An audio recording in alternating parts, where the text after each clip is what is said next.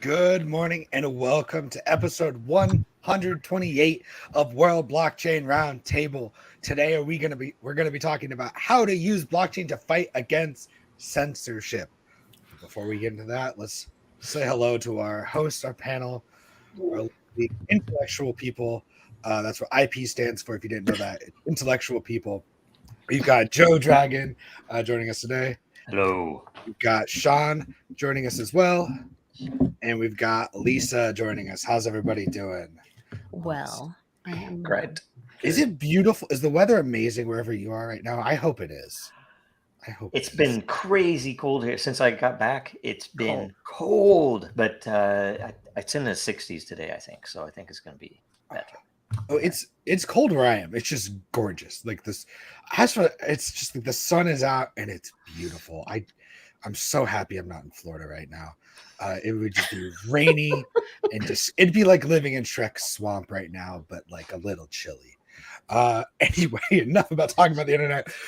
First, a quick update from last week. Each host is going to receive 166 lot. Each topic contributor is going to receive 83 lot.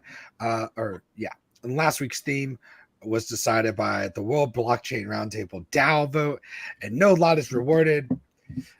So there you go. Nobody's getting that. I'm going to pocket that. These ownership tokens come with perpetual passive income, free edits, and governance votes. I love how Joe's just like, that's not how it works, John. You can't just pocket it.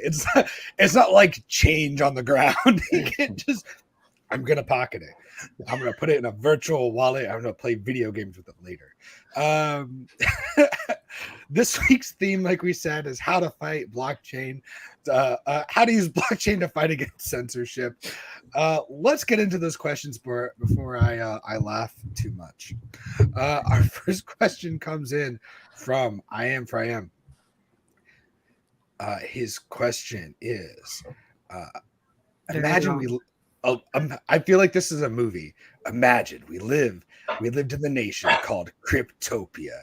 Next, imagine government of Cryptopia became led by tyrants. So we as Cryptopians begin talking about starting a revolution. How can blockchain technology start and continue a revolution against the government of Cryptopia? What actions would the tyrannical government of Cryptopia do to suppress its citizens? What can we as Cryptopians do to fight back? What if Canadian truckers would have been funded only through a cryptocurrency? That's just a throwaway line for the movie. Great. So what can we do? I guess we could all start speaking in dramatic voice for one. Yeah. That always helps in everything. That does help. Yeah. Need a filter. Yeah. How can we use, I guess, cryptocurrency? I'm trying to now put this question into a real question.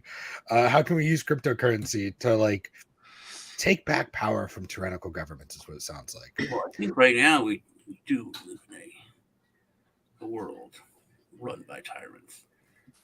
We're pledged you can't talk about the government or talk against the government. We've seen it here.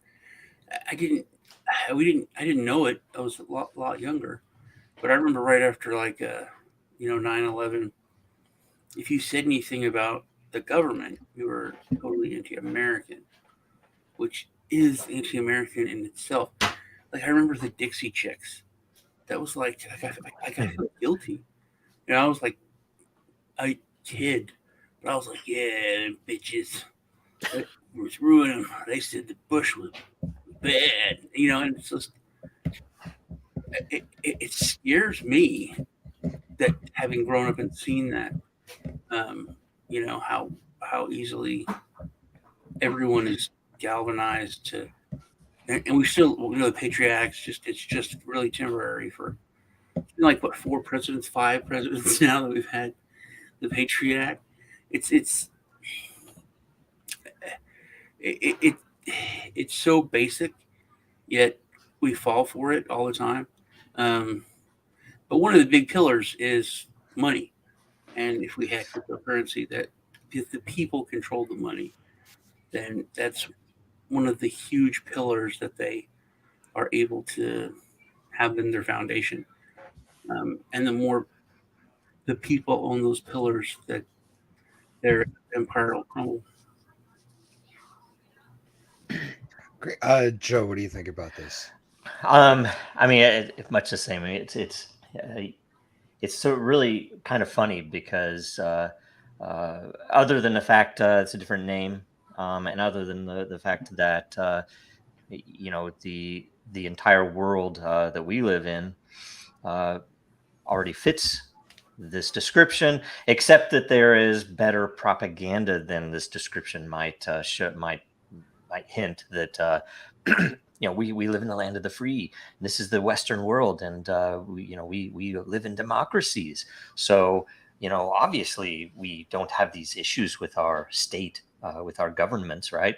I think the biggest issue that this lays out is that we've I'll say humans as a species, we built a lot of great things, but it is so frustrating that people can be so stupid and maybe ignorant, or maybe it's just Brainwashed. how do I say? Well, it's almost it's the whole bread and circus thing. It is so easily used against humans that people have had this technology in its core, in its basis for over 10 years, right? And 10 years is a small time, but it's also a long time if you think about it. And it's it's been 13, 14 years, right? And yet, for all that could have been done, very little has in tools for these purposes. That Bitcoin was there and originally set out for people who were primarily focused on liberty, and seeing that the dollar and other Western currencies are directly opposed to the purpose of liberty for any or all of us. And yet, it's actually a form of slavery, the way that the Western world has set up currency. So Bitcoin comes along. It's right there in front of you. And not only did we not use it, we didn't even improve it to the point that it could be used. In fact, and I would say that most of the people who were involved in some of the work that crippled it years ago, they were likely agents of either the states or the banks or whatever.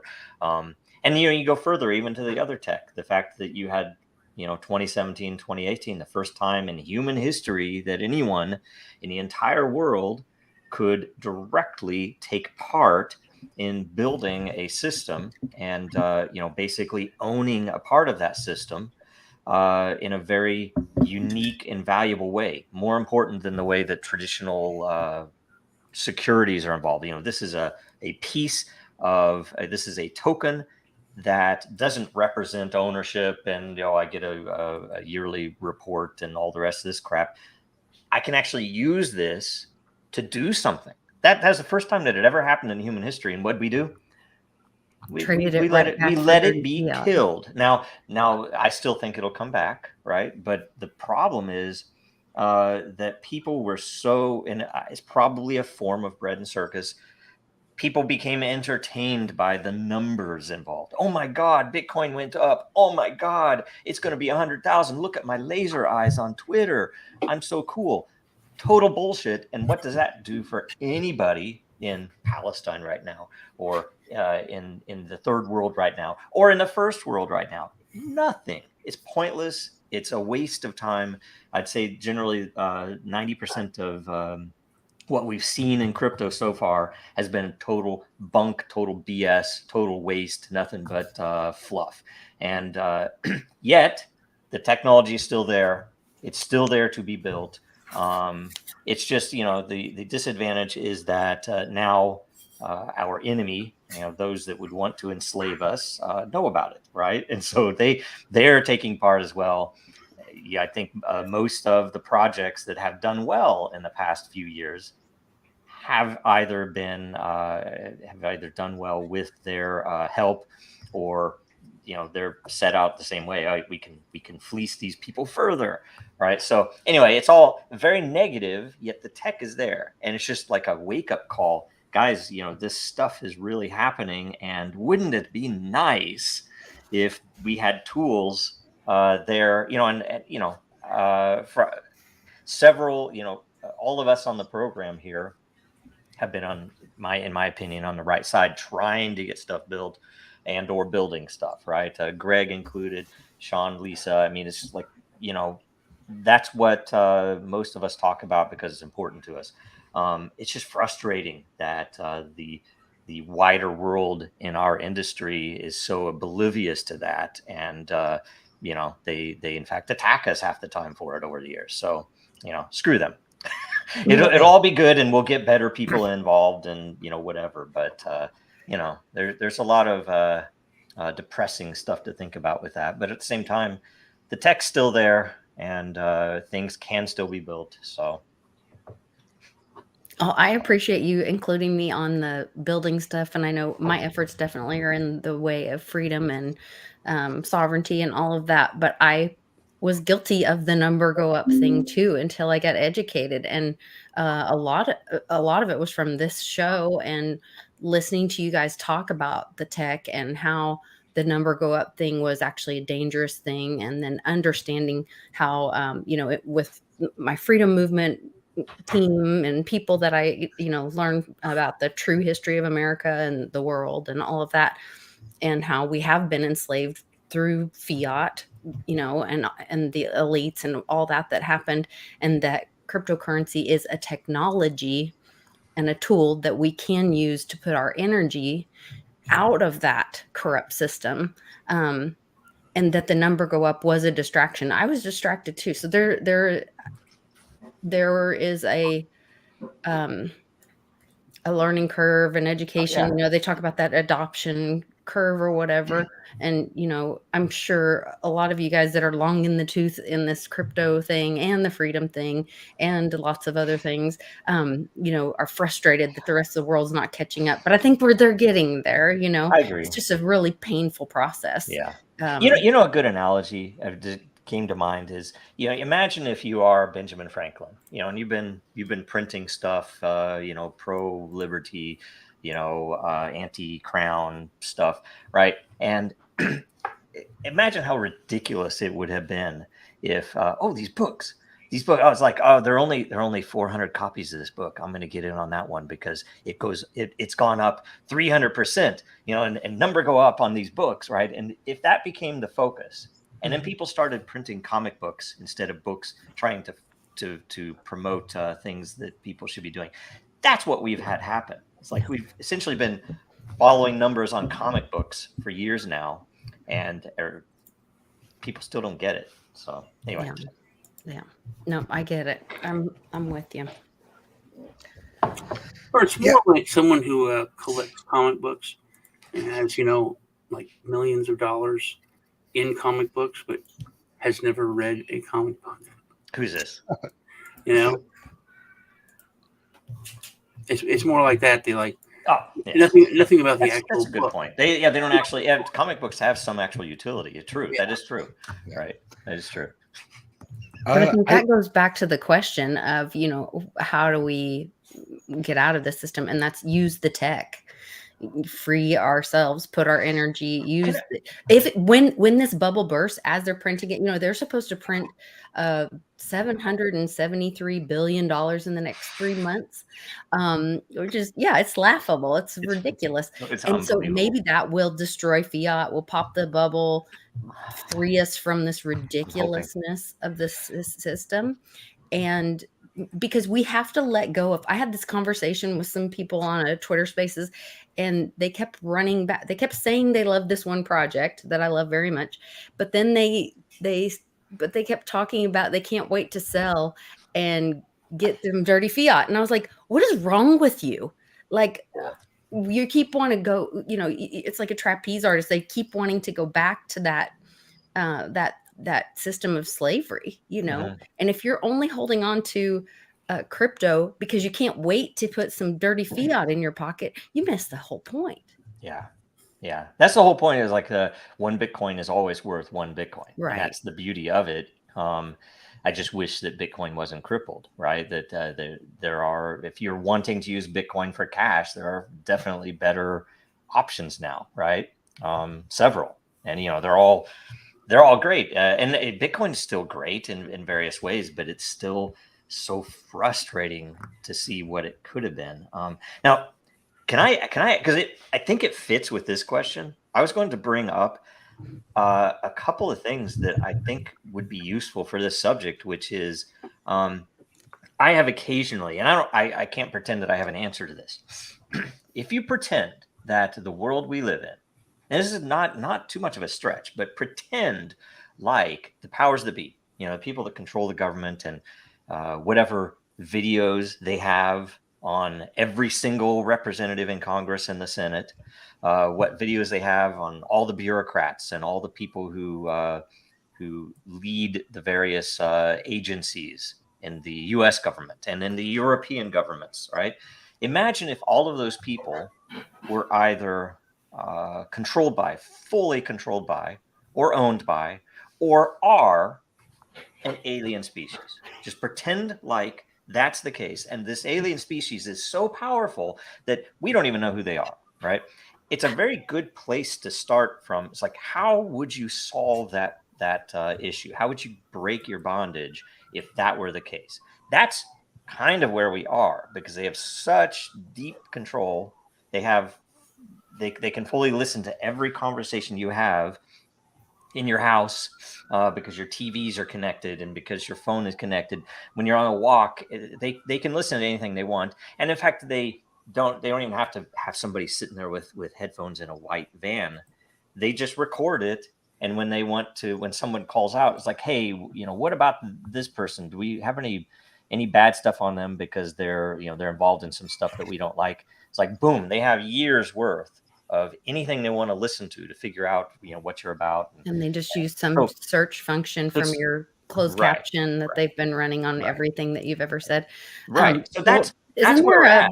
Simpsons episode of something similar to that? I think that's already in existence. Right. So my thing, and everybody knows that's why, in fact, if you send something encrypted, in time, that encryption will be broke.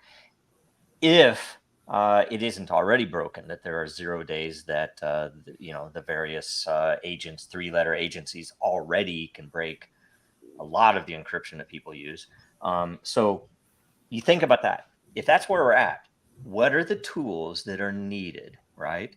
And it's not just, hey, here's a decentralized network so that nobody can, the subject of today's show, nobody can censor. I mean, because that's a great thing. But I think that we need tools that incentivize people to pull into those platforms instead of using Facebook or Twitter. That we need stuff that it will actively push the right things instead of just passively, because most normal people aren't going to use some decentralized network because they don't expect to be censored, right?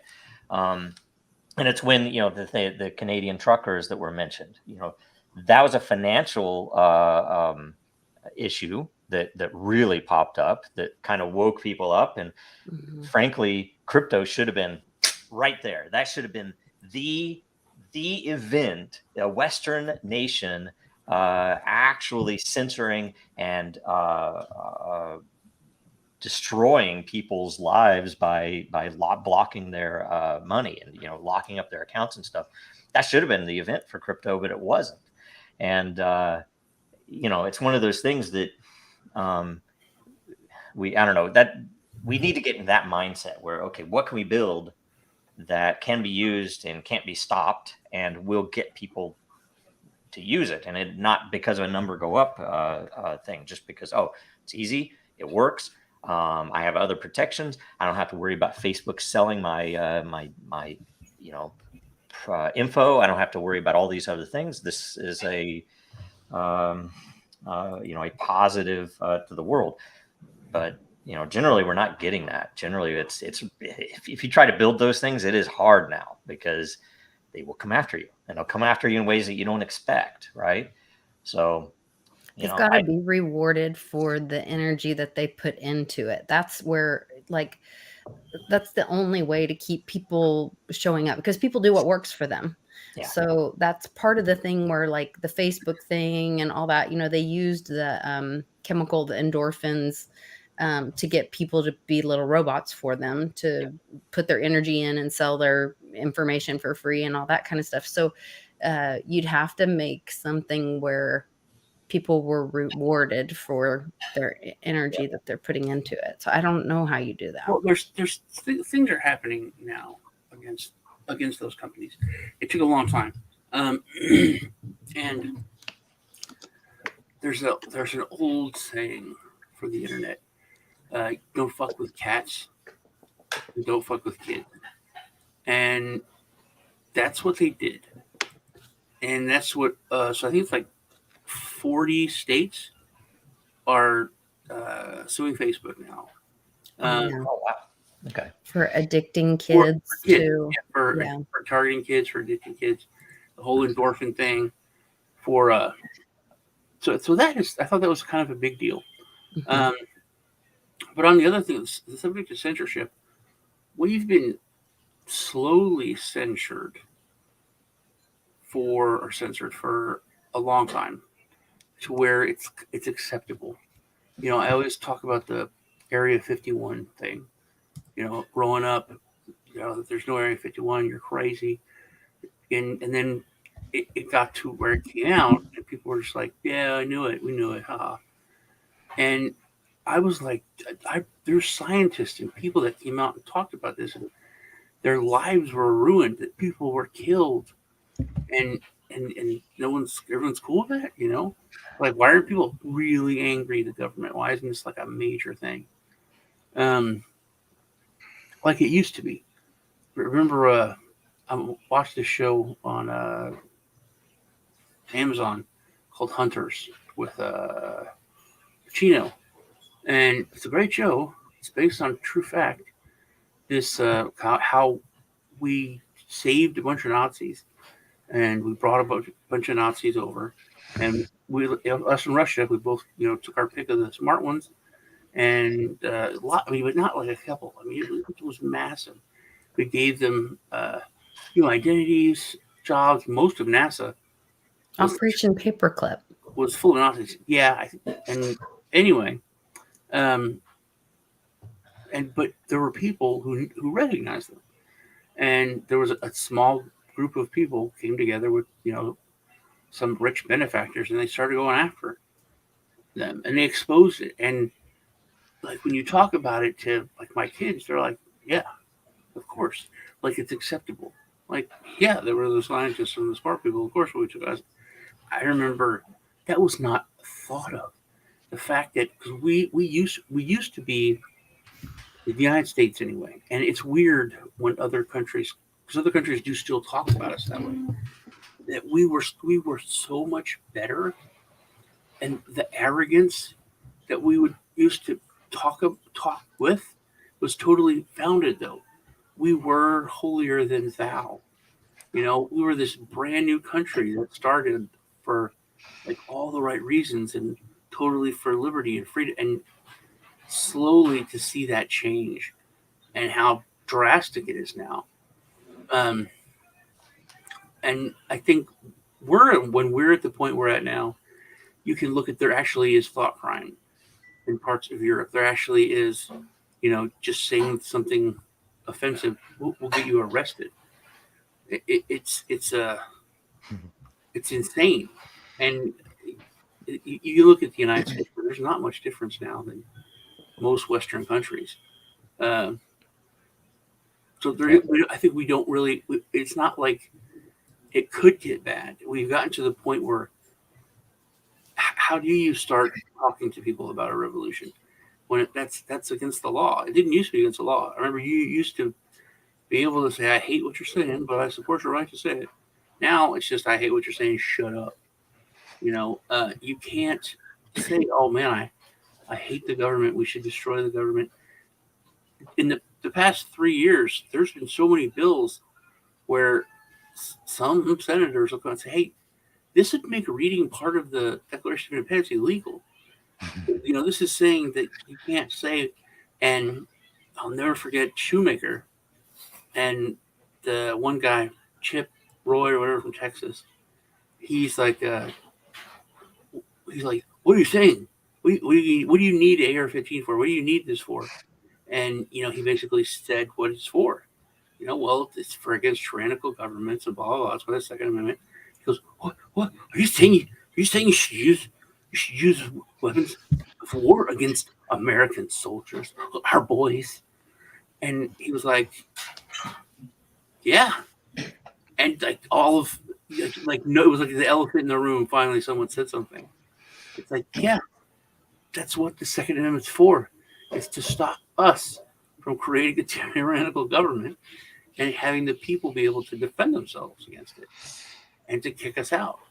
And I remember 10 years ago, people used to talk about the part where it actually said it was our duty to remove any kind of tyrannical government.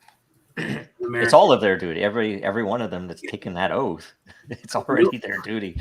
But nobody talks that that's in there. Like they're all oath breakers, by the way. It's worthwhile calling them oath breakers. It's not. No, it's not, because they fixed that. They fixed that a long time ago. Like, police have qualified immunity. Me and Lisa looked into this because I explained to her what qualified immunity is.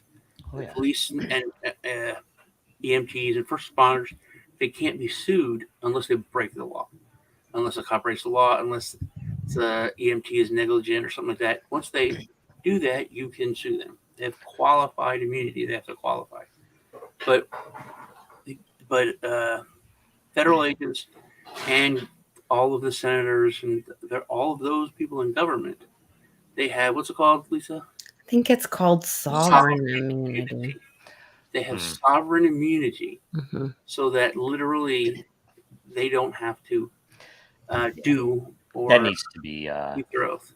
That needs to be a constitutional amendment made illegal for any states to do that. Yeah, if anything, they should be held to a higher standard. Yes, exactly. So, by the way, so should all the elected officials. I think the elected officials, let's say there is a revolution. I would say the first thing we should do is turn all of the surveillance apparatus internally. It should be monitoring what all of these fuckers are doing at lunches when they're making their deals. The senators and congressmen and lobbyists and bankers. These closed door votes. Yeah, it should all be visible. I've told you I think we should kill them. I think we should kill people for corruption. I think we should kill people. That should be like when I say pedophilia, rape, political corruption. All of those should be just as jarring. I mean, we political corruption. Yeah, of course. It's like going 58 in a 55. Well, they just found the proof that Joe got that money from China, and everybody's like, lock him up. I'm like, no, traitor, hang him. Yeah. It's already written. It's already that is the law. The law is already there. The problem is they don't ever use it, and there are no consequences. And so essentially, it's become inflation of corruption, where it's like, oh, everybody expects it's all corrupt. Of course, it's like, yeah, what are you going to do? It's like how you stop it is look back to history. What would the Romans have done to people? And by the way, they had those similar problems. And trial. Yeah, oftentimes they'd either be banished or executed. Yeah. Depending. So anyway. So I think the problem that you run into a lot is nobody wants to make rules that govern themselves, which is why you're never going to see term limits change. Yeah. Right? Because what senator is going to vote to change their term limits? But they put term limits. I'll talk about how great it is. Yeah, we really should do that. I'm for it. Yeah. Out of a job. But you know how it is. The other side, they just won't. Well, they don't want it. Walk away and not run next year. it's everybody talks about how bad, like, we can't get anything done because of filibusters and anonymous filibusters, stuff like that. Well, nobody wants that in place when they're not in charge, and then as soon as that flips, it's always the other person's fault, right? Yeah. So there's no actual way to self-impose this. So, and it's important to note the thing is they pull that up, so it's obvious to all of us. It's like, oh well, you can't get both sides to agree on this. You can't get the problem. Reality is that alien entity, that the U.S. government is a vassal state. I'm not going to go any further than that, but the fact that it is so controlled, that is the biggest tool that they have. The Democrats and the Republicans is like, oh, and they pretend like they're fighting each other. It's the same damn people.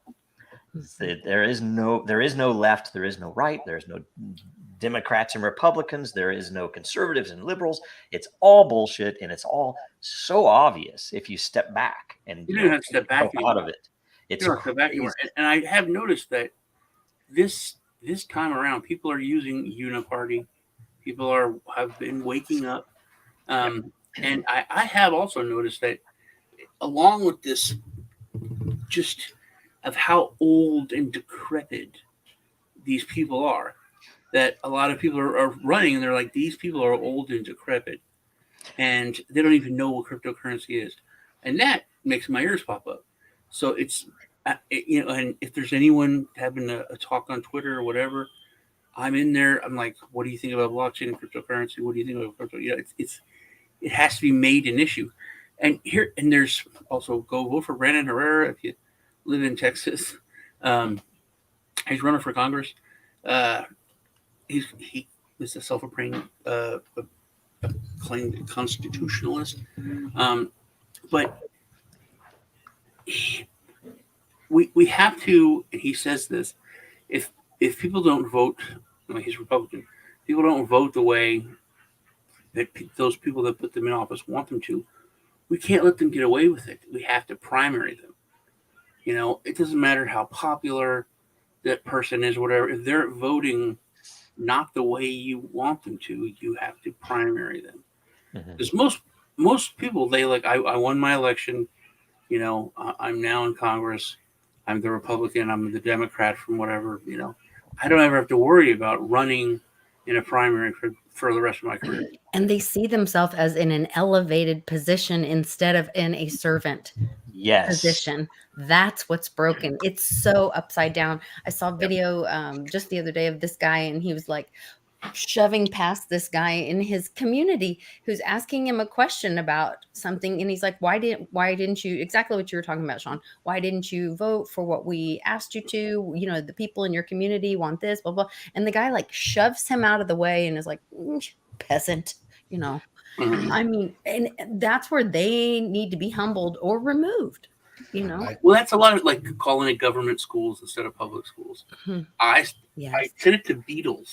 Call them servants, like public servants. Yeah, when he's like, these officials, like, stop right there, dude. Yeah. That's where they're not your public officials. You call them servants. Yes, that's so smart. The assumption should be that they should be ashamed to drive into their neighborhood in the evening after work, that all the neighbors should be looking down on them, and especially the bureaucrats. But I even think the elected officials the same way, that it's all BS. It's all fake system. It's like drug dealers. I mean, 20 years ago, you could have the nicest house, the nicest car. If you're a drug dealer, everyone's like, Now it's like, oh, I mean, it's glamorized by shows on Netflix and stuff like that, but it's not as bad. It's like those. It was just such a different time before. I feel like we need to institute some kitchen rules, which is just we take all of everybody that says that their mom is the best mom in the world, we let them all hang out in a kitchen and just have tea and chat, and whatever they decide are the rules for elected servants, right? Or elected officials. That's how we got here, John.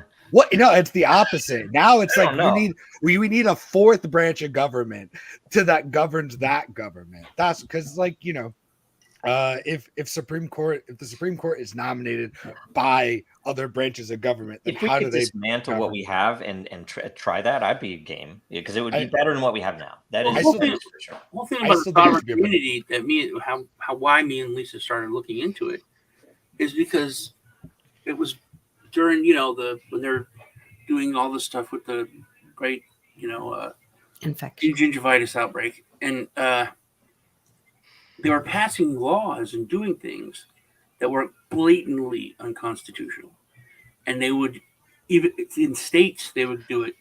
HIPAA violations. Yeah, and then I would say, Mm. how can they? They're not morons. A lot of them are lawyers. Most are lawyers. They were lawyers first, and then they got elected. I said, how can they be allowed to? Like a cop can't go and if he rates, does something unconstitutional, he loses. You can sue him. You can sue him if he violates your civil rights. There's how can they get away with doing that? And then the court comes out and says, "Hey, that's unconstitutional, illegal. That law is wrong, or you can't stop that action you took," and it just goes away. But they're not in trouble. If that was a cop or someone else who violated someone's constitutional rights, they would be held accountable and in trouble. And then that's why I brought up they take an oath to defend the Constitution. Blah, blah, blah. They should be held accountable and should be arrested, or they should be in trouble. And that's when Lisa looked into it, and we found out it was completely different. The sovereign immunity that they have. Well, like that guy that got in trouble for pulling the fire alarm or whatever, and they ended up not arresting him. He didn't lose his position or anything. He's subverting like the vote, stopping the process, all this, and they ended up fining him. Yeah. Yeah. Like, who's making Well, that? and there is an interesting thing to note too. We're talking about tech, right? I mean, this is live stream, multiple platforms. The subjects are blockchains, very advanced tech. And you look back, and anyone's who's had to deal with lawyers, like me, and like you guys, having looked into how these things actually work, realizes that a lot of the stuff that people assume about the law and about the adherence to the Constitution, blah blah blah, is all BS. That I've learned so much in the recent few years about how most of the law is very arbitrary, not only at a judge level but even at a jury level, and even the process itself is radically arbitrary. These rules that is like, oh, it's just the way it is. And the fact that is so slow. In the past, it might not have mattered as much, in my opinion, because communications were slow, that people just moving forward with businesses and personal affairs. It was a very slow world, right? Now everything is radically fast, yet the legal process that, by the way, our entire society is centered around all these legalisms that, especially in the West, is so damn slow and arbitrary and random. You don't know what you're going to come up with, and by the time it's decided, it's way too late. If anything has happened, I mean, it's pretty bad because there's a huge mismatch, and frankly, what the opportunities there for both the law itself and for attorneys to have introduced some of these concepts. The tech is already there to speed that up and to make it less arbitrary, to make it more fair, to make it more transparent. No damn way you're going to get any of that in this world. It's like, no. Why? Because they can't control it. They don't want transparent. They don't want fair. They want it to be arbitrary. Why? Because they can pay that damn Manipulate judge. it. When it matters, they can pay the judge to get what they want. That's why it's there. What's really frustrating is that it's your fault. It's my fault. Even though I was a kid when all started, it was our parents' fault. We've been lazy, so lazy in this country. I mean, we used to, and this is one of the things that it's a government school. My We had grandparents were 2 years old when it started. We had a problem in the United States. We were, what people think art is bad today. It wasn't. It's not. It used to be really, really bad, especially in the South. And everyone didn't believe it was that bad. And then the technology came around called television, and some of those protests were seen by all those people all those young people, especially. And there was this huge civil rights movement because they were made aware, because they got information, because it's like the internet when the internet first started. And those people had been taught in public schools, because people used to care about it. Who the fuck goes to the PTA now? What is the PTA now? No one knows. Well, they'll arrest you if you go and it's a joke. Something, right? The FBI will come for you. Yeah. So it was like if you didn't go, people talked about it. It was gossip, I don't know. I still think. But they took civics class. Kids used to be taught what the power that they had, their civil rights, right. What they had over government. It was a freaking required class, and literally after the civil rights movement, they saw, hey man, look at all these things that are illegal, and everyone people that were educated on a high school level were like, oh no, you're completely illegal for doing that. That's gotta stop. And they replaced civics class with a literal class called government. I mean, they don't even teach that, I don't think, anymore. No, they do. It's required in Texas. Oh, they do in Texas. To graduate, you have to have government. Yeah. Well, my daughter came over last night, and she's going to school to be an attorney to help children. And she was taking some kind of theory class or something. And she's sitting there, and they're telling her how they don't believe in gender anymore. And for her to pass this class, she has to smile and nod about the new rules about that, gender is decided and not biological, or just even using the term gender instead of sex. The whole thing is just the brainwashing, Anyway. And that's the thing too. That's again, the separate, if you ask me, all the identity politics, and you can even look at Google Trends, starting around 2008, 2009, when it popped up, whenever you realized, holy crap, they're bailing out the bankers. These guys that can print money, they're going to bail them out. It's crazy. And what happened immediately is they started pushing in all the major papers, and you can look it up, they started pushing white supremacist and other racially charged terms. Why? To separate people. It's like, okay, wait, they're all coming against the bankers, and it looks like the right and the left agree about this. Oh my gosh, we need to pop up stuff. And what it led to is all of the identity politics related to gender, because it's a spectrum. So you can literally not only have two sides, you can have a million sides. They're all different, and some of them hate each other, and they definitely hate anyway, I won't go into all of it, but Sean brought this up when they were doing the Roe versus Wade thing, that's actually a trigger, or historically a sign that the community's coming together, and they usually bring up that issue to divide people. Oh yeah. When you see that issue come back into the news again. Yep. And I won't even go into the Kanye stuff and all of the other pieces, but it brings up about what's her name, Margaret Sanger, the eugenics stuff that happened in the 30s, that the Nazis adopted a lot of, and yet there's some reason that yet there are even studies, and it's pretty disgusting, where they will even go into studies about abortion and how it's positive because it's reduced the crime rate. Here, look, we can prove that it reduces the crime rate. We need to keep killing these babies. You go into all that crap, and you're like, they're sick. Man. There's a book called Blood Money that was written by one of the founding nurses of Planned Parenthood. Yeah. And essentially, it's like we don't have to go into the depth there, but Yeah. I do believe that they want to kill black babies, and that's why that is such an issue in the U.S. And they've said it in the past. Look where they're located. Look Yeah, at what so, neighborhood they put them in.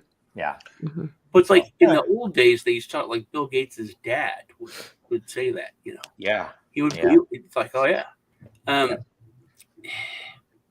Anyway, sorry. I think we're getting really close to current events there, and I don't want to I don't want to jump on those toes, so stick around after for current events, you know. So let's jump into the next question though. We got a lot of questions. I want to make sure we get to them all. Question, this comes from I Am for I Am as well. Can the panel explain how information cannot be changed or altered if written to a blockchain that is decentralized or well distributed? To quote Winston Churchill, history is written by the victors. If the history is written to a blockchain, the victor may have won a war, but would not be able to rewrite the history of the people that they conquered. Shameless plug, go Den! A great way to preserve history is by posting data on Den social. Then that data will be written onto multiple blockchains. There you go. Lisa, you want to kick this one off for us? No, because I'm not the tech person, so I was going to let Joe. Never mind. Joe, what do you got? Right. Well, it is definitely the case that you can put it. You can put the information or evidence of the information, a hash or something else. That's important. I think you hit it by saying evidence. Yes, it's who writes it to where whether or not it's credible. Right. And in the end, there are several things. And I remember early days, I have fewer people try to attack this concept now, but in the early days, people was like, but it's crap data in, crap data out, and it was like, yes, I mean. I could write something untrue onto chain right now and then bring it up. Look, all it proves is that I wrote this on chain at that time, right? Mm-hmm. And it's not modified from what I said at that time. So there are definite things that you have to think about. But the reason you need a scalable blockchain, the reason that Dragonchain exists is because the evidence can become overwhelming if you are programmatically or how do I say this, very consistently writing mundane data on chain, things that it's like, why did I write that on chain? Who cares, right? One of those, let's say 0.001% of all of that stuff that you wrote on chain becomes important, and the consistency with which you were writing it means that one random event that mattered because this person was involved or this event happened later is meaningful because you can point to all of this evidence to say, the flip side of what you were talking about, the government listening to everything. Right. And literally you can go in and say, hey, anything on this guy, you're able to go through with keywords or whatever. It's the actual flip side of it. Yeah, and it's you can also apply bounties. There are very interesting angles on applying bounties to data, and then there are also very interesting angles with like what we do in Den, where it's a prediction market on every single piece of content. That's important because you get a decentralized evaluation of the, and it depends upon what the system's doing. In the case of Den, it's trying to say, okay, this is the politics community, the politics layer. Is this reply fitting, or is it, they're talking about memes or something that has nothing to do with politics, right? So essentially you get evaluation, but there is a measure applied. And so, the fact that it is extremely scalable, it means we can put everything on. And I've said that a lot in the past, that if you have a chain that isn't scalable, the tendency, as an example, Ethereum. Let's say you're going to build an operational system on Ethereum, and let's say you have a newspaper, right? It becomes expensive to post individual articles and updates or changes or any other thing that might matter to be transparent to Ethereum directly, because the fees go up and down and so on, and you can't put all that data on there. that if you have a scalable system, you can put everything. If you don't have a scalable system, the tendency will be to put the answer on and not all of the supporting data. So it's more likely to fall prey to someone lying, because they can say, oh, here's all this information that I didn't put on chain, but here's the result.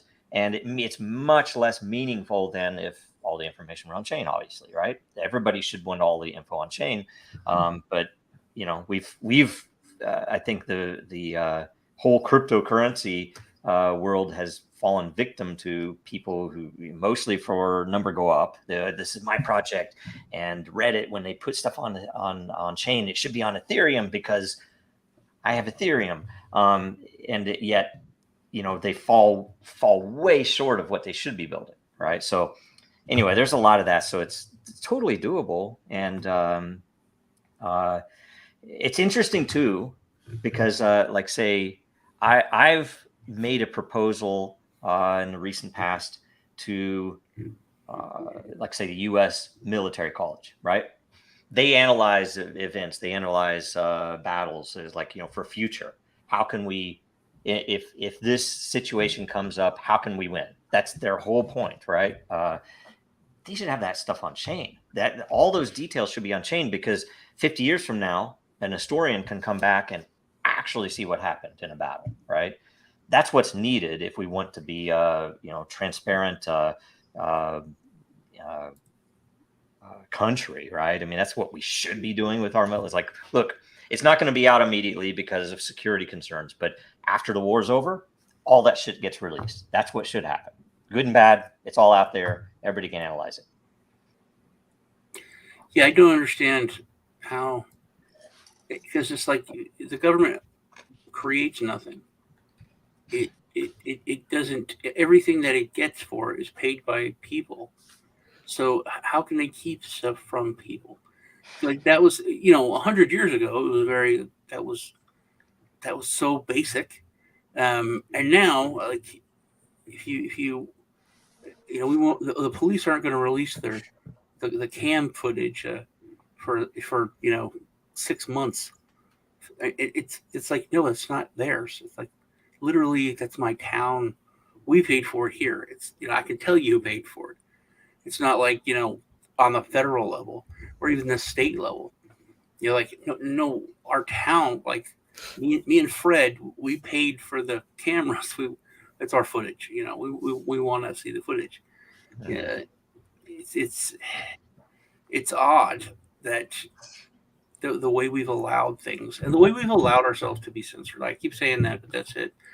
Because we live in a country that it wasn't that way, and it was set up to not be that way. And the only way it became that way is that we allowed it to become that way. Can I say something about that? I'll ask what you guys think. I've had this conversation with Dave before, right? Like, depending upon what side you are in an issue, a lot of times the side that is favored by the powers that be, whether or not they really do think, oh, I believe in this side, right? The funny thing that's so interesting is that a lot of times they don't recognize that the other side, and the reason that nobody's saying anything against what I believe here, and they don't a lot of times consider that a great deal of people self-censor because it's they'll be called a name if they say what they believe, or they'll be canceled, or they'll lose their freaking accounts if they say what they believe, right? See, that's a difference. Because first they said they made shame. There's no reason for it. Literally, if you're the weirdest thing, it's just your kink, and you're kink shaming someone if they're a pervert. Mel Gibson said people's biggest fear is being publicly shamed. I just saw him on an interview yesterday, I think. But there's no fear of personal shame or public shame. I think it's like Joe said. Now, it's being canceled. It's where the mob has so much rule. Doesn't matter if they're like the majority even. but it's any mob. But that's the little by little by little, then all at once thing, where it started with the public, maybe even before public correctness or political correctness.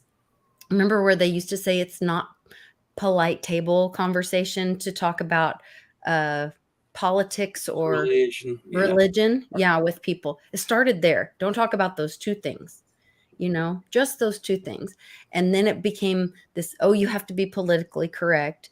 And then you have to, instead of, you know what I mean? It was just little by little by little, then all at once. And now it is the canceled, you don't have a voice at all because you think differently than the mob. Yep. And I'll tell you, like say on Den, we've even had engineers who have told me, well, I don't believe in anonymous online content. There's like that. And it's like, man, I don't care what side you're on. I mean, I've learned a lot by exploring 4chan, and I would tell you, there's some really nasty stuff on 4chan, and I have to be well trained to skip over a lot of it, right? And it's almost like a psychological study. You can kind of get a read pretty quickly on whether someone's full of it or essentially it's a paid post by some foreign power, right? So there's a bunch of stuff like that in there, but I think anonymity is an almost it's so easily it's a form of privacy, right? Because if essentially if you didn't have anonymity, like say I can't say half the shit on Twitter that I really believe because I know it's too risky. I mean, I have a job, I represent a company, and I have to have these accounts and so on. I don't make money off Twitter, so it's not that. A lot of people do have that issue with Twitter and YouTube and everything else, where they would literally mean they have to go get a real job, right? But a lot of people don't see what they think. So it is useful to allow people to say something anonymously because it's better to have information out than not, and if you can't attribute, well, who said this? Do they know what they're talking about? It's like, does it really matter if it's content? You can evaluate what they're saying, no matter who it is saying it. So it's just an interesting thing that in this day and age, that I've seen very technical people who just don't believe in anonymity. I'm like, really? I mean, I understand some people post some pretty nasty stuff anonymously, but it is objectively nasty stuff. You don't need to know who said it, right? So anyway. Yeah, you can choose to pick it up or put it down. But that also brings up where we had this conversation about, I think it was Greg, about being able to pick up and put down different identities. And maybe one of your identities is your anonymous identity when you need to be able to, use that without it hurting, like you were saying, right. Your work identity or that. And you could do that with cryptocurrency. Yes. You could have your keys. These are my public, this is my public work key, and you put that hat on or that cryptocurrency on and present yourself that way. And then you have your, your private family life or whatever. I think IFRAM said it's bigger than that. To control the message, that control the nations. People don't realize they're a part of the many, a part of the few, but it used to be that way, because the silent majority, now it's been flipped. It's the loudest minority. You cannot be part of the many, but if you're part of the loudest, screaming the loudest, and having a bigger presence on whatever, on Twitter or whatever, that's who gets listened to. It's the squeaky wheel gets the oil, which is true. And I believe in anonymity, but then there's the issue of, keyboard tough guys. It was called people telephone tough guys back when I was a kid. They'll talk so much crap behind that keyboard, but it's because they know there's no consequences. And I think you can have anonymity, but if somebody breaks the law and does something, or says something that's If you're harming another person or you know, threatening or whatever, Yeah. then they should be able to be found out with a warrant. But it's I think it's been brilliant the way everything has happened. It's been brilliant how they played on emotions and, you know, and use those to change the laws or to change for people to give up the power, and to give up their well, I guess they've used it for a long time to give people give up their freedom, people to give up all of their power. Then they're not using it, and it's, you know, was it Benjamin or who said that, you know, someone gives up their freedom for security, they just, for safety. they deserve neither. Yeah. Yep. All right. Well, we're going to keep talking more after this show about current events. So stick around for us talking about that. But we are at the hour mark, so we got to get out of here. It's the rules that are placed on me by the powers that be. So This show is censoring itself. That's there right. you go. I am the censor of this show, and if you don't like it, talk to somebody else about it, because I'm not very good at listening. So, join us here next week. Next week, we're going to be talking about small nation swaps, fiat for crypto, what that would look like, and how that helps people, and how that helps small nations, or hurts them. Who knows? We'll find out next week. I Find wish I that had put a question in this week, but I have trouble getting into my Den account. Because John, I would really wanted to hear his opinion on it. On how to get into your Den account? No, on my question that I wanted to ask about censorship. Well, he'll be here next week, and we can re-ask him questions about censorship. Hopefully he's feeling better next week. Don't forget to go in there and leave us a question or a topic or something for us to talk about, or just go and say hi. Could be fun. Don't forget to share this episode. I feel like I would ask you people if anybody has something they want to share, but I feel like we've all kind of said what we wanted to share. So is there anything you want to say or share before we get out of here? I'll say, you know, go to Den. I mean, we've, I think we've been doing a lot of what we've said here, where, you know, everything is on chain, including the voting history and all that. And there are obviously, you know, needed improvements here and there. But, you know, the main point of it, I mean, we even have several layers that provide the only place on the entire internet that some content still exists that has been censored, and it's on chain to boot, right? It's literally on chain to prove this is what that document was at that time. And anyway, go check And out. backed up by multiple chains. Right. Bitcoin and Ethereum, if you, you know, for those of you with the, you know, in those tribes, right? So anyway, that's the biggest thing. Cool. Yeah. Does anybody want to plug anything else? Oh yeah. You guys want to plug your shows? I had a show tonight, which is the Crypto Rednecks. My friend Lee is launching a number go up. He's been working on a indicator for like a couple of years. He said it's just about ready. And I think we're gonna have Greg on to.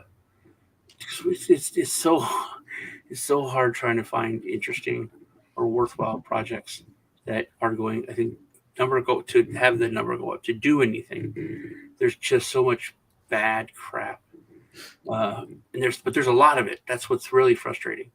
You know, I'll look at like 20 projects, and 20 of them are crap. It's so hopefully Greg will help us find some worthwhile stuff. There you go. Sounds great. Go to Den and join the Mighty Lair and post something there, and we'll be poking in there on happy hour, and I'll give you a lot if you comment. There you go. All right. Stick around for current events, and we'll be right back after this little video of whatever Amanda decides to play for us. Yes. The very word secrecy is repugnant in a free and open society. And we are as a people, inherently and historically opposed to secret societies, to secret oaths, and secret proceedings. For we are opposed around the world by a monolithic and ruthless conspiracy that relies on covert means for expanding its sphere of influence, on infiltration instead of invasion, on subversion instead of elections, on intimidation instead of free choice, on guerrillas by night instead of armies by day. Its preparations are concealed, not published. Its mistakes are buried, not headlined. Its dissenters are silenced, not praised. No expenditure is questioned, no rumor is printed, no secret is revealed.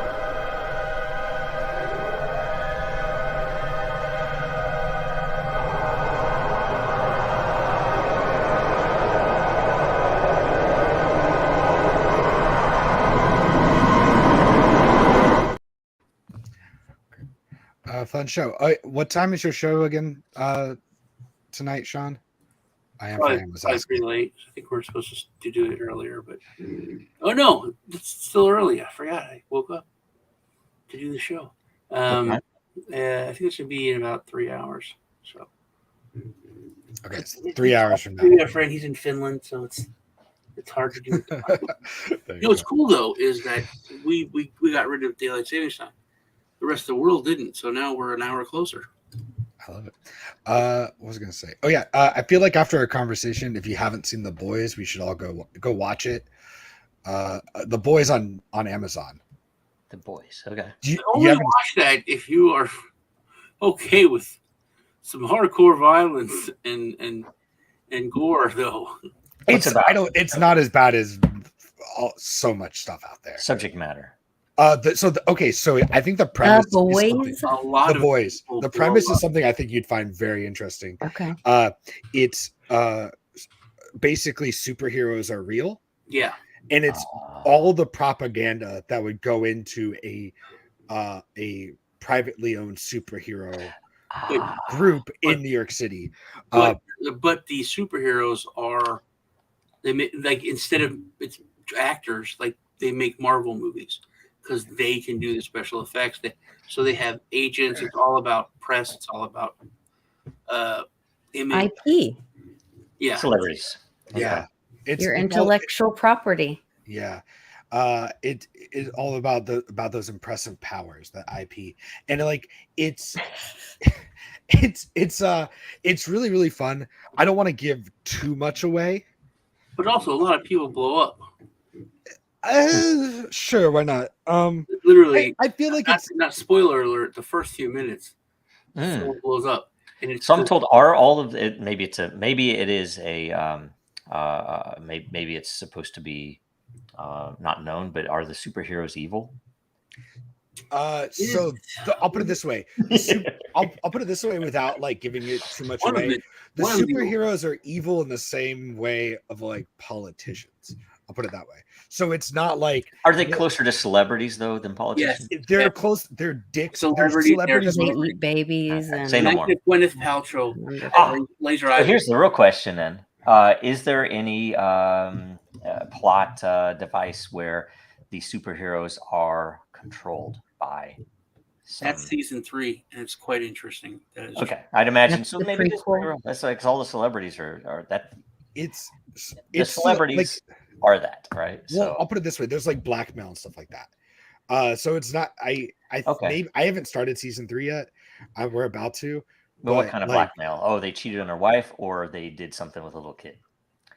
No, how realistic is it? None of that matters. See, that's with the superheroes. None of that matters. But because you can't do anything to them in the end, they're all America. In the end, they can say, "Well, we're going to do it." Well, you committed a war crime. Yeah, what are you going to do? I mean, we're sorry, but what are you going to do? So that's how. That's what I think. Until kind of weird. All of a sudden, something happens to where the superheroes can be killed. Yeah, the whole thing. Anything about it. That's where the blackmail comes in, because now they have a kryptonite, basically.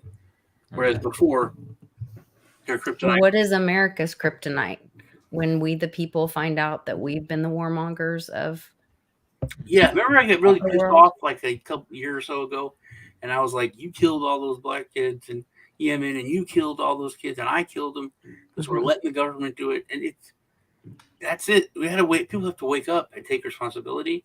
Yeah, I think it's That's when you gonna get be angry kick in the gut. because Well, you can look at war you can't, crimes, and you can't the be funniest angry thing at is everybody else, because then you can put the blame on everyone else. But if you're not doing anything, it's such an absurd concept of war crimes that sure you can kill, but it matters how you kill them, and it yeah. matters who you are when you kill them, and it matters if you win. Those are the only three things that matter with war crimes. So it's kind of a bizarre concept because Well, you can that, look at our some of the country was documents. founded on war crimes. Yeah, and You you know, Or look like them bombing them, but then bringing in water and blankets or you know, like whatever. before, it was basically people were just peasants in chess on a chessboard, and then Washington was like, "Hey, let's kill the officers." And it was like, "You can't kill the officers." That was like the Red Cross. They're like the aristocrats, the rich families. hmm You can't kill the officers.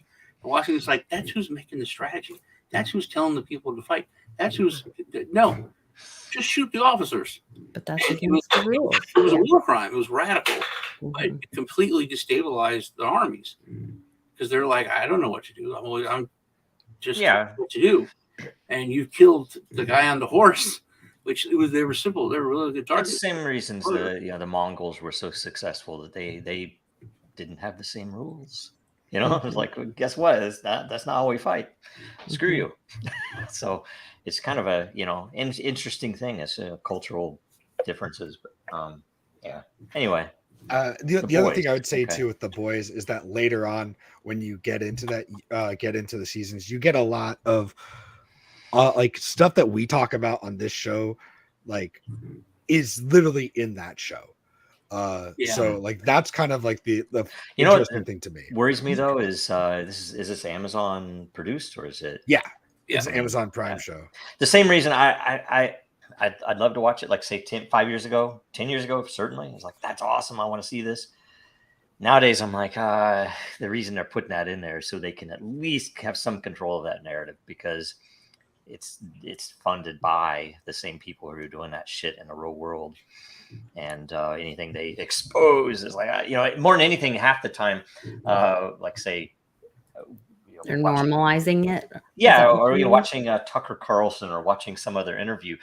Most of the time, that notable information is when something is said that isn't supposed to be said. It's like, and everybody's like, holy crap, I can't believe that person just said that thing, right? And those are the things that are interesting to me. So I mean, like when Steve Scalise announced Mike Johnson as the 45th Speaker of the House. Sometimes good things are said. I didn't see that. I did. Okay, I'll have to watch that. No, because it's crazy to me what's going on, and people are kind of immune to it because everything is so circusy, right? It's like they don't have clown makeup on yet, but damn if they're not being that ridiculous. So on the censorship thing, the question I should have put out there is I think it's so obvious now that one of the biggest proponents of not being censored and free speech and all of it has been comedians, and we never really. I mean, it's always been that way, but it was never you understood the gravitas of what they did, as far as that, keeping free speech alive, keeping that. Because it started with they just quit working colleges, which was like the biggest thing on comedians tour was they all did colleges, universities, and they stopped because they were terrible. They couldn't make jokes. People were like, "Oh, what's offensive?" It's like it's a joke. And now, well, literally the biggest champions of free speech, and hardcore, like political, it's us versus them, revolutionary, is Joe Rogan, Richard Brandt. I mean, it's literal comedians that their job was like telling fart jokes or whatever 15 years ago, and now they're like the biggest champions of free speech and transparency that there is. And that's always been kind of like a thing with comedians. I think you mean Russell Brand, not Richard. Brand. I'm sure thinking of Rick, Russell Ricky Gervais and Russell Brand. Yeah. I got you. Unless you mean the guy who runs Virgin Airlines or something, which I don't know if he's a comedian or not. I feel like that's always been a thing for them because, like with comedians, like the biggest part of your job is going up and trying stuff and see if it works or not. Because nothing a comedian says, like everything a comedian says, most of it's not true, or it's like some version of reality. So like judging comedians based on what they say in their stand-up routine, it's an act. Like they may believe some version of that, but it may not be true. So like it's hard to do your job and to try out stuff that's not going to work the first 100 times you try it in a setting where you get persecuted if it doesn't work the first time. It's really hard, and it's impossible. So I don't envy that whatsoever, and hence why I don't do stand-up. But I gotta head out, but you guys have fun talking current events. And okay. Did you have a question or something, Joe? No. Yeah, no, it's good. Thanks. Okay, Awesome. I'll see y'all next week. Bye. I wanted to bring up something related to what you just said too, Sean, and I've said this in the past, and we talked about this in the past. I should have already said this during the main part of the show, but one of the big things that's super useful, and when you mention comedy and what it can do, I do think memes are particularly important for that, because they're like, bam, it's a single frame snapshot. It could be a video, but it's essentially a very simple concept, tends to be funny, and tends to counter whatever you're supposed to think, which makes it useful and funny, and people spread them, right? And it's really hard for them to stop them. So my thing is very much, and I will seek out things that have been censored. I was, if you look back in 2016, I was against Trump forever until Reddit was censoring the Donald subreddit. And I was like, okay, I need to go look, right? And what I found was so hilarious, full of memes. It was funny. I just got totally into that, and it's an interesting thing that, in my opinion, people should seek out that which is censored. They don't have to believe it. Well, you made the point, and it was a very good point. And I have heard it maybe 2 or 3 times since then. But throughout history, you said this, throughout history, all of history, anytime the powers that be have tried to censor something or deny it or to stop the people from hearing about it, when has it ever not been true? Right. And it always is. I can't ever think of a time or anything where the government's like, no, and telling people they can't talk about it where it wasn't true. Yeah, because it doesn't make sense. And we could go into certain subjects, which we are not going to go into, because I don't want to get canceled and I don't want this whole show brought down. But there are certain things currently censored in various parts of the world that you have to think, well, holy shit, that's the best indicator to me that information is true, which is crazy. And it's the thing about it is it's some of these things are foundational to our culture. It's like a new origin story, right? And it's crazy to me that they think they have to censor this, right? It's like, why do you have to censor that? Come on. Yeah. And then you think that it's crazy, but that's part of, was it in the 60s when they had those hearings and they said we use distraction, disinformation, distraction. If that doesn't work, we discredit. And that's part of the 3-letter agency's strategy. So you look like a kook. If they can't distract and give disinformation enough, then you're the kook. Yeah. And now they have had to cancel, If you look at anonymous boards and stuff, I was surprised early on at how often things that are so ridiculous, like flat Earth, come up, right? And and I don't believe that the Earth is flat, right? But some people do, and or a lot of people talk about it, but it's always this, and that'll never be censored, right? Because that'll never be censored because it's not true, and because they're using it to try to distract from the things that are true. There's That a big said. distraction. And, Yeah. Honestly, the flat Earth people have made me study, and learn more, because because I've had arguments with them, and they'll say something like, "Well, that actually makes kind of sense, man. You're right."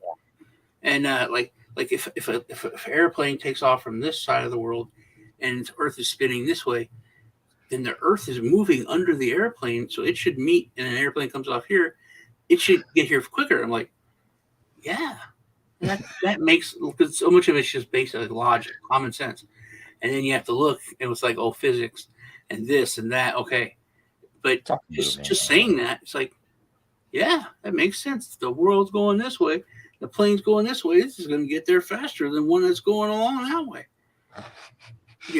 And other things. But then you hit me with, there's not one picture of the Earth anywhere. There's no picture of the Earth. I'm like, that's not true. There's pictures. Like, all of those are artist rendering. And I'm like, well, you get into the space stuff. How many? And I'm like, I save them because I'm like, I'm interested. It's like, well, why is this bubble flying up on this spacewalk? We're like, come on, is it actually underwater? Is this green screened? I don't know. They're very, and if you look at, and like I say, I'm not a believer in this stuff, so it's an interesting thing to me where I do look at it at least, and I'm like, I'm going to save that so I can think about it. But there's one where they showed a Navy launch, right? So there was a launch prior to the Apollo program. I can't remember what year it was, but they launched something into either orbit or it went into outer space, right? And the video that they published from it is, to modernize, obviously fake, right? So they had a reason to post this video thing back then. They're like, why would they do that with these these weird stars, and you can tell that it's a model. Looks like even the 3 different spaceship or looking things, that there's no way they could have even, like, some of the earliest trips to the moon or whatever, like, this looking ship blasted off from the Earth, and then this weird looking thing landed there, and then when it came back, it looked like something totally different. And it's like, none of that makes sense at all. Well, and there's some of it where, when you look into it, like people talked about the lost technology, which historically that can happen. But it's worth asking, right? Where, how did they do this on such a small computer? Whereas now we can't even get our freaking desktop with 10,000 times more power to keep running, right? And some of the answer is, you would never, if you're at all a reasonable person, never use Windows, for example, to do anything that would be sensitive to your own life, right? You can't think that that's ever going to work, right? But anyway, there's a lot. So I'm curious if you guys know or have any thoughts on, because we have that little clip that plays of JFK speaking, and I recently found actually I've got 2 now memorial albums of all of his speeches while he was president, and I was listening to it, and I that one where he says, "And why but say we go to the moon? Why the moon?" Because I don't believe we ever went to the moon. I don't believe it's physically possible. You would burn up through the Van Allen belt, many other things. But why and I believe JFK is a good guy, which is part of the reason they took him out. Why would JFK be talking about going to the moon? Because the Russians were evil and we had to beat them at all costs. And or it might not even have been a good and evil thing. It might have been something where, well, we have to win, and so this is a really good way to do that. I used to joke after 9/11, not about 9/11, of course, but knowing especially now what it really was is interesting. That I used to joke that I wish that Al Qaeda had a space program so we could compete with them to do something worthwhile instead of just bombing a bunch of poor people, right? And anyway, it's interesting. And by the way, speaking of this, given the fact that if we as humans would be more aware and gravitate towards those things they are trying to censor so that we can understand what they don't want us to know, that's always a valuable thing for survival. But imagine if you had an Eternal, for example. So we have eternal.report, right, where you can put any information. You used to be able to put Twitter posts on there, tweets, but you can't right now because they changed their API and blah blah blah. They, we wouldn't even be able to service the number of Eternal posts that we do right now. If to pay for it, it's too expensive. But we have talked in the past about expanding the project and effectively saying, look, our goal is very much to seek out information that people expect to be censored. Why? So we can get it on chain now. So when they do censor it, it's there, right? And there are a bunch of really cool ideas for that we've not had the resources to put together. Like, say, the fact that if you're the first person to get a tweet on there attributed, I'm the one who put this tweet on Eternal, that you could make it into an NFT, right? Right. So on and so on. And things like that could use some of the same mechanics that cause hype, but directed towards preventing censorship would be useful. You imagine, for example, I mean, and we've put some of this stuff on there, but things like, what WikiLeaks has put out, that should all be on chain. I mean, it would blow your mind if you realize, in our legal world, and I've been involved in cases as an expert witness, for example, but they should be putting information on chain so that you can prove the chain of custody. You can prove that this is as it was delivered, right? As it was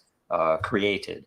But none of the systems do that. So it's all just someone's word against someone else. Yep. Yeah, it's ridiculous. So anyway. Well, and that's where, in our justice system right now has just so much corruption in it. And we're seeing that play out in current events. Yep. And you can see this affects crypto. It affects politics as well. That anytime I say officials, bureaucrats, anytime bureaucrats use out of band systems to communicate, it's an absolute indicator that they are doing something bad, that there is corruption involved, because they are essentially using a personal email or their own email server to avoid exposure now or in the future. And typically it's because they've done something extremely wrong. Yeah. The Hillary's email server was because, and we now know this, although few people say this out explicitly, that among other things, she was selling U.S. state secrets, including who the American spies were in China. And guess what? They all got killed. Directly responsible for dozens, if not hundreds, of human lives that were killed because they were spying. All these countries spy against each other, good or bad. Depends on who you are, I suppose. But that was a U.S. diplomat, Secretary of State at the time, who was selling that information for what? Who knows? We don't know what she got out of it.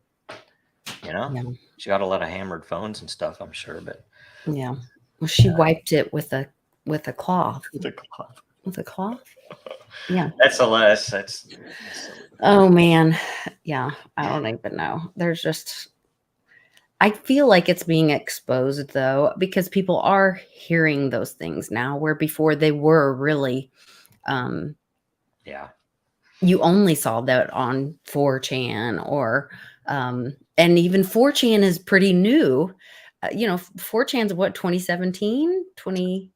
I don't know when it started. It was before that, but was it before that? Okay. Yeah, but it got really heavily, how do I say, noticed because of the Q stuff. At least, I started seeing stuff from I had heard of it before, but I had always heard of it as an image board Okay. where people traded, anime and stuff like that, right? I didn't know much Okay. I about it didn't for realize that. politics. Yeah, there's a The whole bunch of. beginning of it. There are some really interesting communities that are about very very philosophical, conceptual things too in there that are usually interesting to kind of, because sometimes a post will come up with ideas that you've never seen on any other platform, and it's just because some person who's anonymous feels comfortable saying, here's this idea, and they'll go into depth, and it's usually really interesting. But you have to be careful because there's a lot of really bad stuff on there. Dark too. stuff. So, Yeah, I've never been on 4chan, but even just on Telegram, when all the Hunter stuff came out, people were passing that around, and part of me wanted to see, because I wanted to know and be able to tell people, no, I saw it, I know. But then some of it was just so horrible. And I think that's part of the, how do you wake people up without harming the community or violating their reality? But the fact is, the community's already harmed when children are being hurt in those ways. exposed. The truth is what it is, and it does need to be exposed. And I'm sorry that it hurt, but it's that bad person that's hurting the child that's hurting the community too. And Not that's a the huge people event that are too. exposing it. Yeah. Totally. And you think about it, the injustice that happened after that, where it was so hot, they had to censor it, right? So you had Twitter censoring direct messages with links to point to a New York Post article on it. It was so ridiculous and over the top, and justice has still not been done. No. He's walking. Well, supposedly he's walking around, with new teeth. Well, and they still try to say, "Oh, the Russians, Joe, the fucking president of the United States, if you believe that, or whoever is behind that mask, actually said that the Russians did just this past week. The Russians did interfere in our election," and I'm like, it's so ridiculous. It is so ridiculous. Yeah. And the fact that the news is complicit in it, and that's legal for them to speak to the American people and lie to that it's allowed to be, propaganda to the American people. We have to be, I don't know that, I mean, we're certainly not free.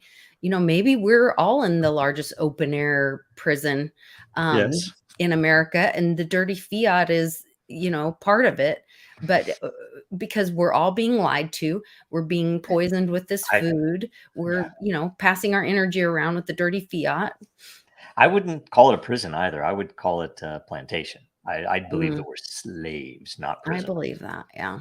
And they've just essentially made it slavery without calling it that, and it is obviously slavery. If you're working in the Western world, you are enslaved because you are giving up a considerable amount of what you earn, your value, to taxes. And even if you aren't, even if you're holding value, you're losing it to inflation.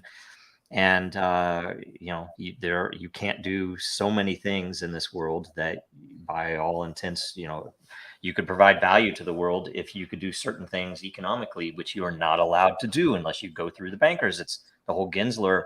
Right. You pretty much be best to give up half of your value in your new company to the banks if you want to not be bothered. And I've even brought that up with our team. And tell me what you think of this. I would consider publicly offering that. It's like, hey, we'll give. But it has to be public. Yes, 50% of Dragonchain and all IP to whichever bank would first come in and offer us a plan that they can essentially get the government off our backs and let us build something for real. It's like, sure, 50% would be worth it. Yeah. You know, it's like, I don't know why I didn't, you know, it's like I should have considered that in the beginning. I should have considered, you know what, but frankly, I did not, I was not aware in 2016 of how deep we were in this hole that we are in. I mean, I did not realize at all. You know, I thought, okay, yeah, there's good and there's bad, and Well, you guys have created such a disruptive technology. That's Vertasium is the disruption of the markets to create free markets. If you look at the projects that are targeted, you guys are the disruption of the social media market. You would take over, and library would take over YouTube. Library. You guys would take over Facebook and Twitter and and you can say Ripple for international transactions. Yeah, Yeah. totally.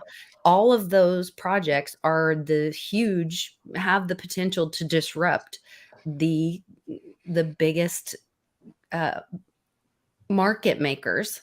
And that's why they went after you with their 3-letter agencies and their henchmen. And I mean, it's so obvious, and we allow it.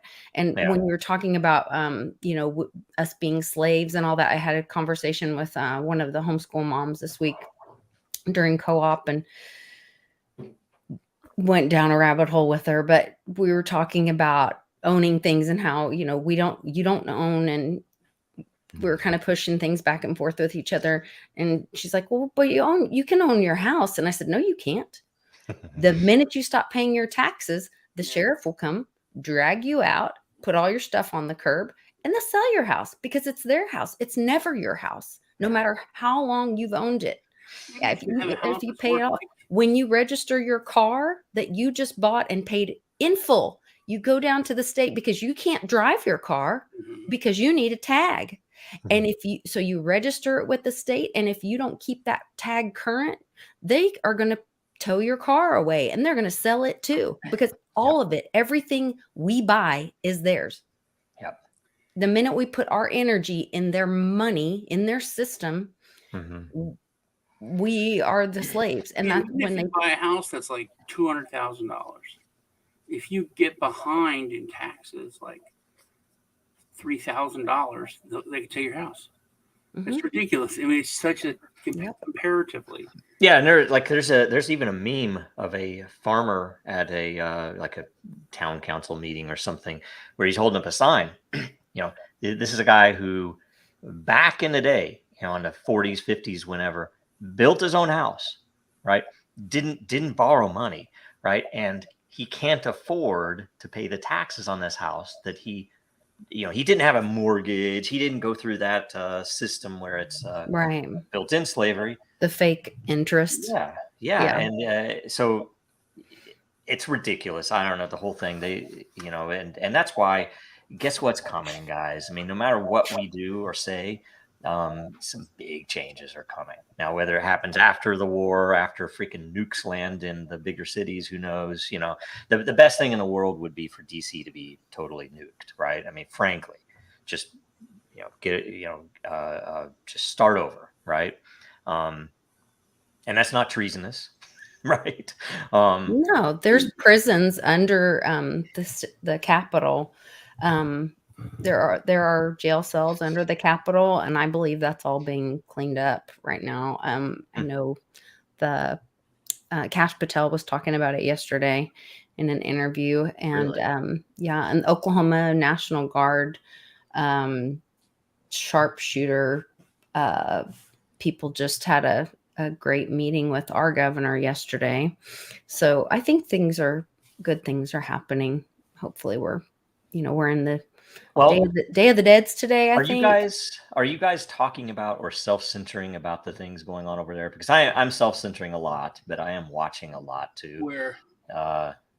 There, the current thing. Yeah, well, I wanted to bring that up. About the leaked, the leaked plan. Okay. Did you hear about? No. Well, it's terrible. I thought from the beginning. I might know. I felt this is different this time in the Middle East. It's like it's different. It feels more end of times. You know what I mean? And purpose. I've said, it's a prison. It's an open air prison. The people there have terrible, it's terrible. That's why it's like so black and white, and it's not It's a black and white. distraction. And Yeah. it's terrible here. So they much more terrible there. Well, it's a good indicator. But It's a good indicator. there was a leaked document from Israel that their ultimate plan was to get it out, to wipe them out, everything, Yep. to get rid of it, to get them out, and but it literally did spell out to force like the United States to take the bulk to embarrass them, to take the bulk of the refugees. Mm-hmm. And I thought it was interesting that literally the Muslim countries around Israel were all like, no, you can't come. No, we don't want any of them. No, we don't want them. We don't want them. Not them. Yeah. Egypt, they do that every time. They've done that in the past too, where they Jordan won't take them or whatever. But it's usually in order to make the West think, well, why won't they take them, right? I mean, I don't know, the whole thing. Just so many cases recent that have blown my mind that it's, they're saying some of the things they are, literally, okay, here's this little area, and I don't know how many people in there. 2 million. 2 million people. And we're going to cut off their water. We're going to cut off their food. We're going to cut off their electricity. And we're going to close it off. You can't leave. And we're going to go after Hamas. Like, well, wait a minute. You're talking 2 million of them are Hamas. Guess what? They're going to be Hamas, because that's right. And then they're calling them animals multiple times. Yeah. Totally, which is against the Geneva Convention. And you have officials I saying would this have stuff. told this to Lisa anytime. So I'm interested in the next war, because racism plays such a huge part in any war. It's like taught that because we're wired to not want to kill our own kind. Like a person they don't want to pull the trigger. They don't want to kill someone else. It's inside of us. And throughout history, the only way that they've done atrocities is to say, oh, they're not like you. Oh, yeah. They're different. They're the savage. They're savages. They look human, but they don't. And I tell you, you, that's still going on, because the fact that even you will use the word Nazi, which now modern people will use the word Nazi to say, oh, that guy's a Nazi. Oh, or even if you want to go the other side, or a communist or something else. It's just those labels are used all the time. Oh, you're just a liberal, though. Oh, you're a right winger. You're alt-right. You should be, banned and killed, right? Somebody deserves treatment other than yourself. Yeah. And it's so weird to me, because this recent event has really shaken stuff up. At first, I was like, oh my God, we lost so much, because with Ukraine, everybody finally was on board. Just like, what the hell are we doing, right? Mm-hmm. It was obviously just corrupt. You can look at the history of the Ukraine government. You look at banning churches and banning journalists, and a lot of what we gained there was lost because of this built-in thing of our greatest ally.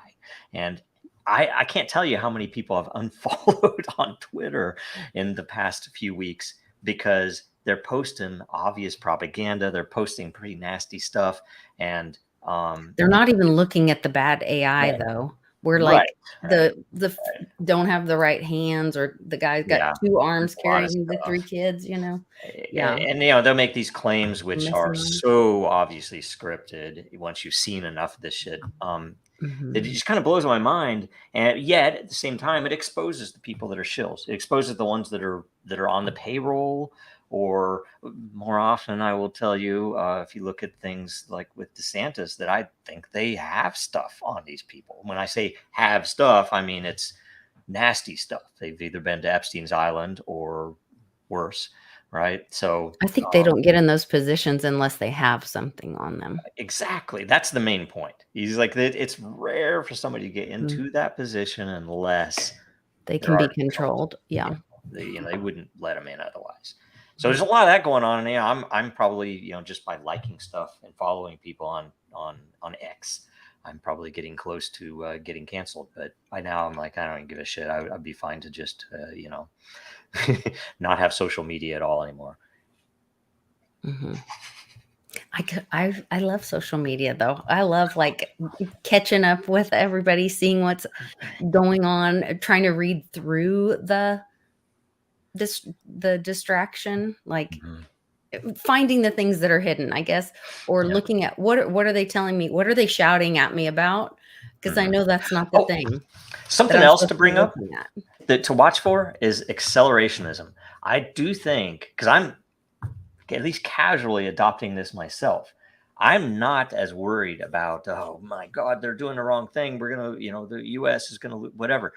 It's almost as if the more situations we get into, like Ukraine and like what's happening right now, the more Taiwan's next, the faster we will be pushed to actually collapse the system. You know, the Fed and the all of the crap that control what's happening right now.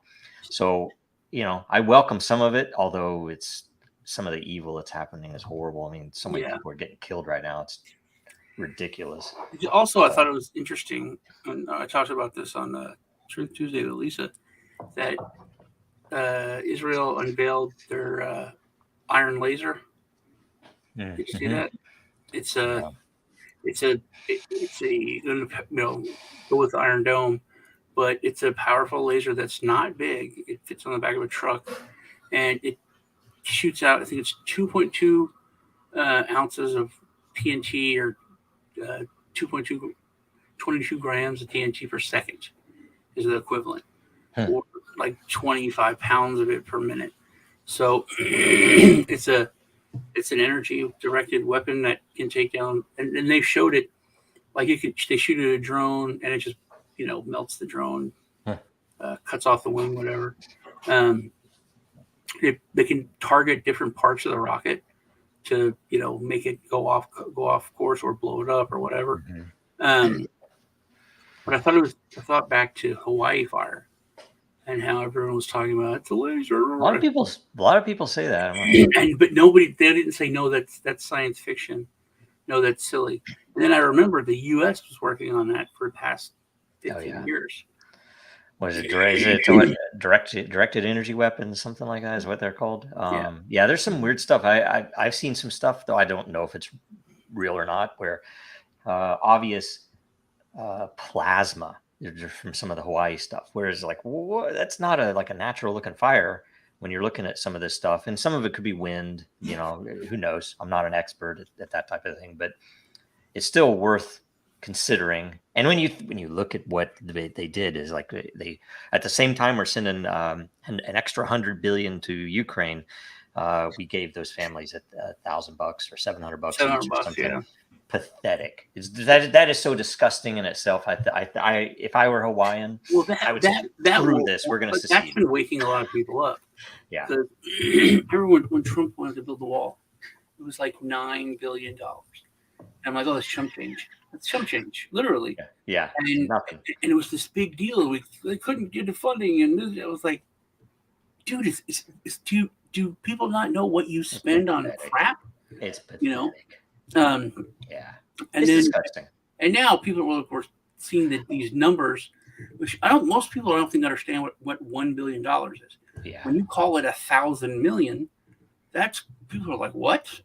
I'll tell you the best. I remember as a kid, and I can't remember all the details, right? But essentially, if you had $1 billion, just to visualize or understand what that is, you could spend $1,000 an hour, 24 hours a day, which would be hard to do. That's like a Brewster's Millions type thing, where he's like, okay, I'll try. Years or so, but and you have to do it for like 200 years to expend.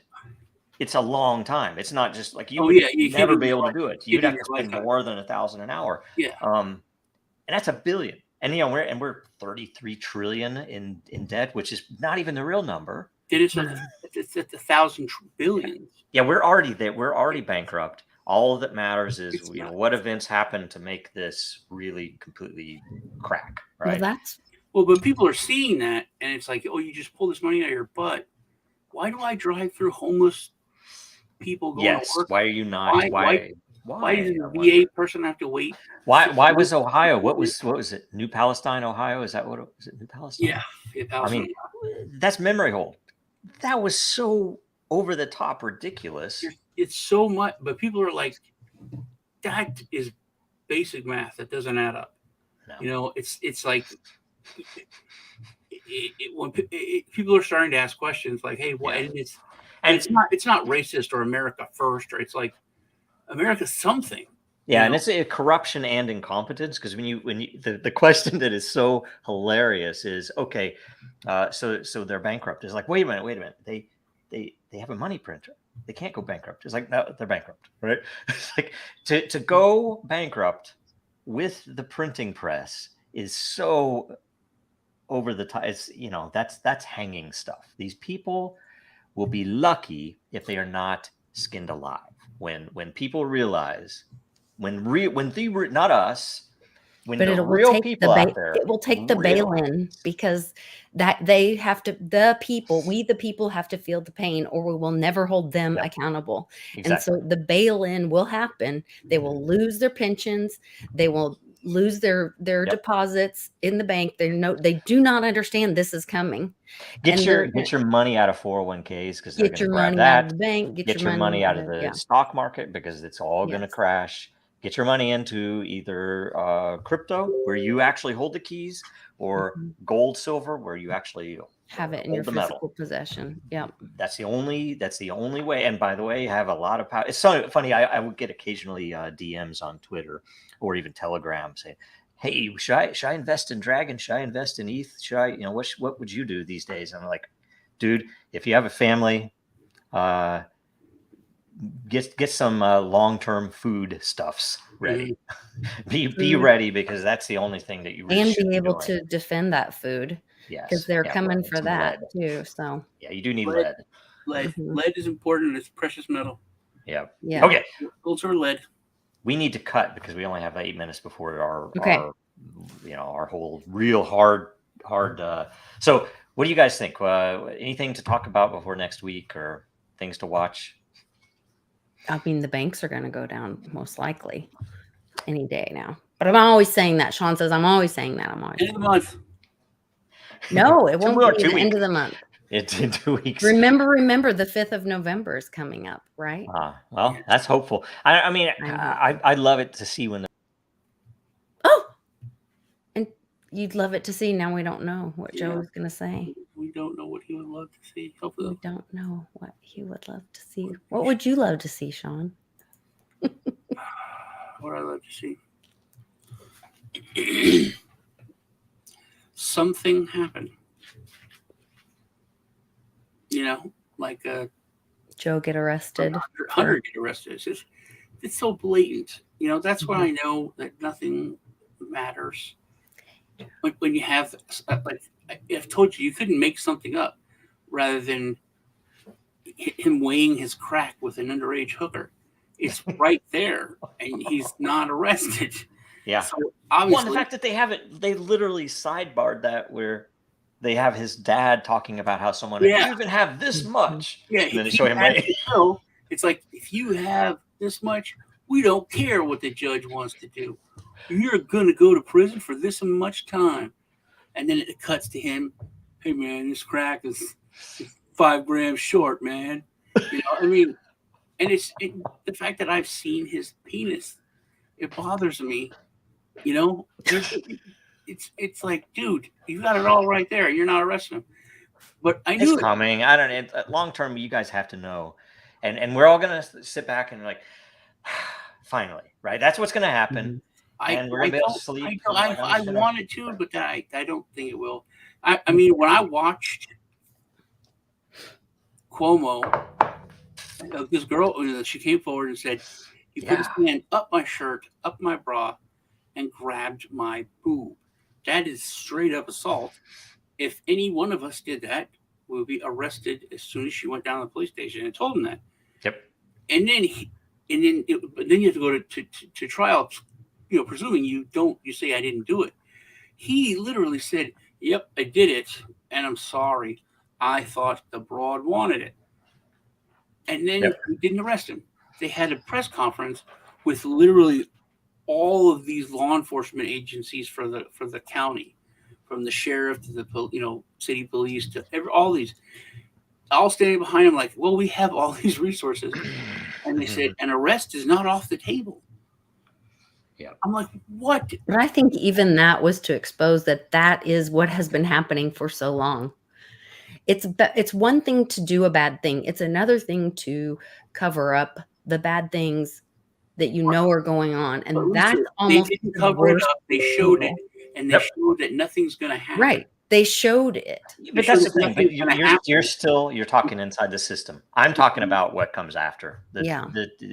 What comes after is what I'm waiting for. I think what came after is nothing. I like the. You see what happened. Area 51 comes out, and the government's like, "Oh, we can do this for decades. We can lie. We can ruin people. We can kill." We're And not no done one yet. cares. Well, By the way, aliens are real. But they have ways to. They have ways to still keep it within the bounds, and that you look at what happened to Mussolini after World War II. That's the degree to which I'm talking is going to happen after people realize what the hell's been going on. People realize what MK Ultra really was, and they don't have the circus to say, it can't be true. I'm still watching my football games. Which time? Nobody's talking about it there. Which MK Ultra? The one that ended in the 60s? Or 50s or in the 70s when they said, "Oh, okay, we lied." Okay, again. Gotta go. Yeah, we gotta go. So we'll talk to you guys next week. We should get together and just have a show on these things only, right? Anyway. Yes. So they say that. Let's do conspiracy. Let's do it. Theory All we do is do it. show. Yeah. All right. We'll see you guys next week. All right. Thanks. Bye. Yeah, take care.